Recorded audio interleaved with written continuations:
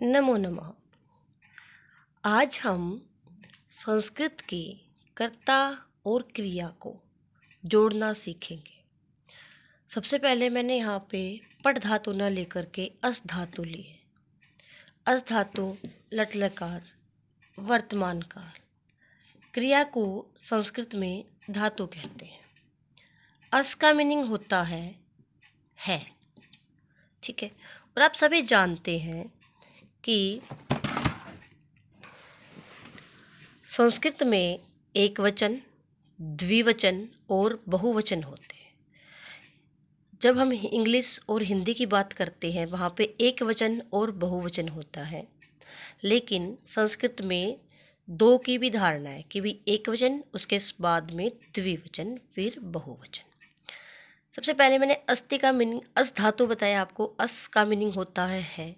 अब हमारे पास क्या है? वर्तमान काल है, लट लकार अर्थात वर्तमान काल।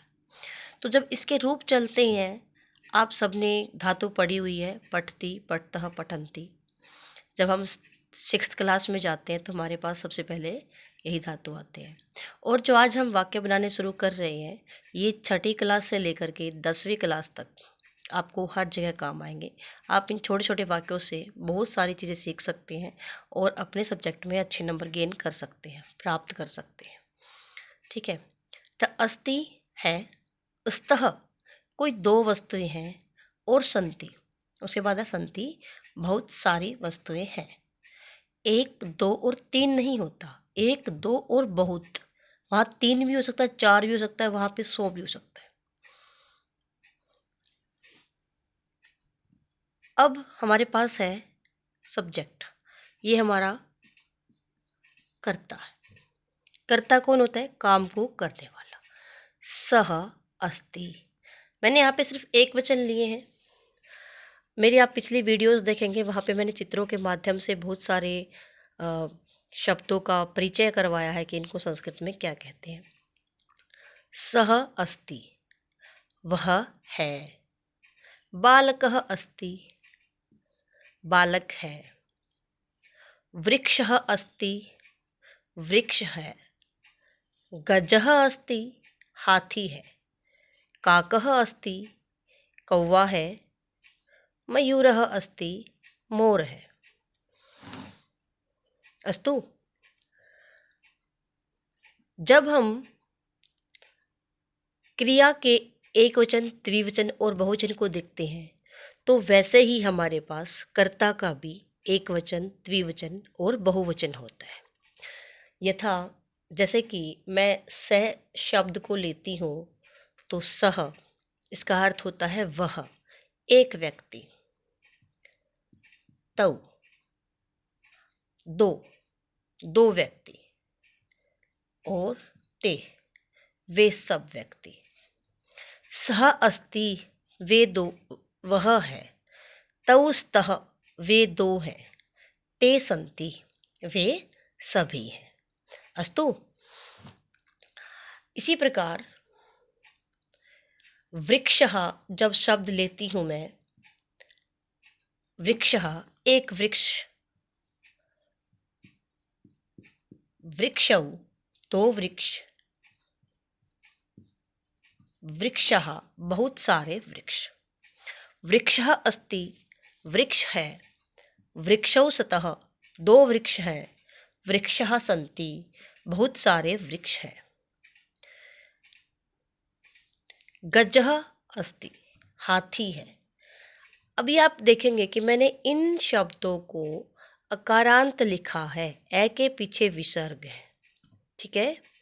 तो इनको अकारांत शब्द कहते हैं। और इनके जब हम एक वचन, द्विवचन, बहुवचन यानी प्रथमा विभक्ति बनाते हैं तो इनके रूप ऐसे ही चलेंगे। वृक्षः, वृक्षौ, वृक्षः। 6th क्लास के बच्चे अच्छे से समझ पाएंगे कि हम जब प्रथमः पाठः पढ़ते हैं तब वहाँ पे हमारे पास ऐसे ही शब्द होते हैं और बहुत सारे शब्द होते हैं। गजौ, स्मिता, गजा। काकः, एक कौवा।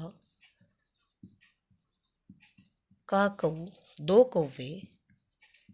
काकाः बहुत सारे कौवे। ऐसे ही मयूरः मयूरौ मयूराः। चटकः चटकौ चटकाः। चटकः होती है चिड़ा। चषकः गिलास। चषकौ चषकाः। अस्तु अद्य आज हम ऐसे प्रैक्टिस कर सकते हैं, इसका अभ्यास कर सकते हैं कि हम बहुत सारे शब्दों को लें और उसके साथ अस्ति स्तः संति के वाक्य बनाएं। ठीक है। ऐसे ही अगर हम पठ धातु लेते हैं, जैसे कि पठती, सिर्फ एक वचन लिख रही हूँ, पठती, चलती, नृत्यति, वदति, गायति,